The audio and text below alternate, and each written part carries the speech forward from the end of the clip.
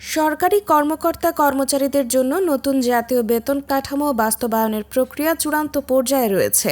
সংশ্লিষ্ট সূত্রগুলো জানিয়েছে, আগামী আগস্টের দ্বিতীয় সপ্তাহের মধ্যে নতুন পে স্কেলের গ্যাজেট প্রকাশ হতে পারে।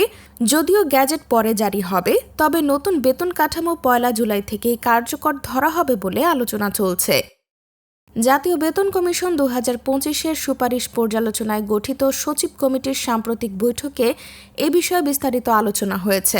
বৈঠক সূত্রে জানা গেছে, নতুন পে স্কেল বাস্তবায়নের বিষয়ে সরকারের নীতিগত সিদ্ধান্ত প্রায় চূড়ান্ত। বর্তমানে সচিব কমিটি বিভিন্ন কারিগরি ও আর্থিক বিষয় বিশ্লেষণ করছে। আরও 2 থেকে 3টি বৈঠকের মাধ্যমে সুপারিশ চূড়ান্ত করা হতে পারে। তবে এখনও বেতন কত শতাংশ বাড়বে, কোন গ্রেডে কত বৃদ্ধি হবে কিংবা কত ধাপে বাস্তবায়ন করা হবে, এসব বিষয়ে আনুষ্ঠানিক ঘোষণা দেওয়া হয়নি। এসব গুরুত্বপূর্ণ সিদ্ধান্ত মন্ত্রিসভার বৈঠকে নেওয়া হবে।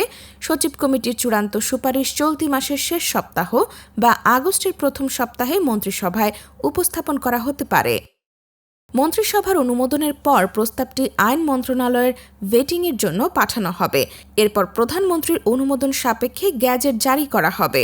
সরকারের পক্ষ থেকে বলা হয়েছে, দেশের বর্তমান অর্থনৈতিক পরিস্থিতি বিবেচনায় নতুন পে স্কেল একবারে নয়, ধাপে ধাপে বাস্তবায়নের পরিকল্পনা রয়েছে।